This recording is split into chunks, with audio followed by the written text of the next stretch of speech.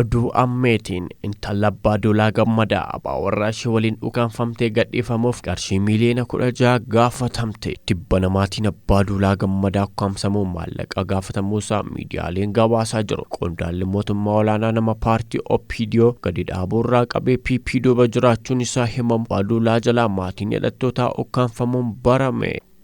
Odeeffannoo birootiin waboon sulultaatti ajaja poolisii aanichaa waliin nama 2 ajjeesuun dhagahamaa jira. Waraanni bilisummaa Oromoo muddee 10/2020 haleellaa Shawaa Kaabaa sulultaatti gaggeesseen ajaja poolisii aanichaa dabalatee namoota 2 ajjeesuu isaa maddeen adda addaa himaa jiru. Odeeffannoo saxumuraan Gujii Wadaraatti mucaan dhiiraa waggaa 5 waraanaan gudeedamuu himamaa jira. Akkam jirtu kabajamtootaaf dhaggeeffattoota qophii chaanaalii keenyaa kun miidiyaa keessan yeroo mara dhimmoota wayitaawwoo amanamoo yeroon kan ittiin simbiraan geenyudha. Marree kanneen chaanaalii kanaaf haaraa taatan subscribe, like, share gochuun miseensa maatii keenyaa akka taatan gamaanumaan isin gaafanna. Bal'ina gabaasa keenyaan intala abbaa duulaa gammadaa abbaa warraa ishee waliin ukkaanfamtee gadhiifamuuf qarshii miliyoona 16 gaafatamte. Tibba namaatiin abbaa duulaa gammadaa ukkaamsuun maallaqa gaafatamuu isaa miidiyaaleen gabaasaa jiru. Qondaalli mootummaa olaanaa nama paartii OPDO gadi dhaabuurraa qabee paartii badhaadhinaa duuba immoo jiraachuun isaa himamu. Abbaa duulaa jalaa maatiin hidhattootaan ukkaanfamuun barame. Namoonni ukkaanfaman intala abbaa duulaa adda soorettii fi abbaa manaa ishee obbo Mootii yoo ta'an namoota ukkaanfaman hiikamuuf qarshii miliyoona 16 kaffaluu akka qaban gaafataman jedhame. Ta'us intalli abbaa duulaa gammadaa abbaa isheetti bilbilachuun namoota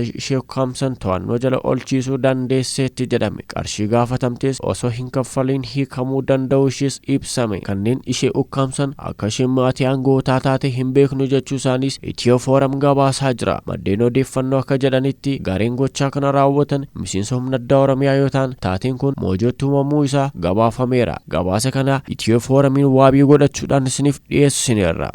Odeeffannoo taanuun waboon sulultaatti ajajaa poolisii aanichaa waliin nama 2 ajjeesuun himame. Waraanni bilisummaa Oromoo muddee 10/2024 haleellaa Shawaa Kaabaa sulultaatti gaggeesseen ajajaa poolisii aanichaa dabalatee namoonni 2 ajjeesuusaa maddeen adda addaa himaa jiru. Haleellaa kaleessaa kanaan ajajaa poolisii aanaa sulultaa ajjeefame maqaan isaa Koomaandar Laggasaa Suyyum yoo ta'u isa waliin namni 2 ajjeefamuusaa Addis Istaandaard maddeen isaa waabeeffatee gabaaseera. Jechaan alattis namoonni 2 madaa'uutu himama. Qondaalonni nageenyaa haleellaan irratti raawwatame kunneen waliigaltee araaraa tibba mootummaaf ajajaa waboo zoonii giddu galeessaa duraanii gidduu taasifame raawwachiisuuf marii hawaasaaf bobba'an ta'uu koomishiniin aanichaa ibseera. Jaarmiyaan hidhattoota waraana bilisummaa Oromoo ibsa kaleessa galgala baaseen haleellaa kanaaf itti gaafatamummaa fudhateera. Gama biraan ammoo Gujii Wadaraatti mucaan dhiiraa waggaa 5 waraana mootummaan gudeedamuu himamaa jira. Waraanni waggoota 6 ol butuchaa kan jiru Oromiyaa keessatti yakkaaf darraan uummata nagaa irra gahuutti itti fufee akka kanaan godina Gujii aanaa Wadaraatti magaalaa Wadaraatti daa'imni dhiiraa ganna 5 miseensa raayyaa ittisa biyyaan kan gudeeddaan irra gahu maddu oduu kanaa VOA'n gabaaseera. Haati daa'ima kana adda baddeessoo Baqalee mucaan isaanii miidhaan irra gahu VOA'f himan. Miidhaan kun 3/8/2017 daa'ima isaanii irra gahu daa'ima isaanii kana waraanni mootummaa koshoroonsii kenna jechuun sossobee ofitti waamee akka gudeeddaa irratti raawwate himama. Yaada haati isaa laatteen mucaan dhiiraa isaanii kan ganna 5 rakkoof saaxilamuu dubbatan. Poolisii Wadaraa dhimmicha abbaa alangaa waliin qoratamaa jira jedheera. Kun akkana Oromiyaa keessatti raawwatamuun isaa jalqaba miti. Oromiyaa kutaalee hedduu keessatti miidhaan saalaa irra deddeebiinis dhagahamaa jira. Hayyee kabajamtootaaf dhaggeeffattoota qophii chaanaalii keenyaa hanga xumura sagantaa keenyaatti waan nufaan turtaniif galatoomaa isiniin jecha bakka jirtan maratti nagaa fayyisiniif hawwina.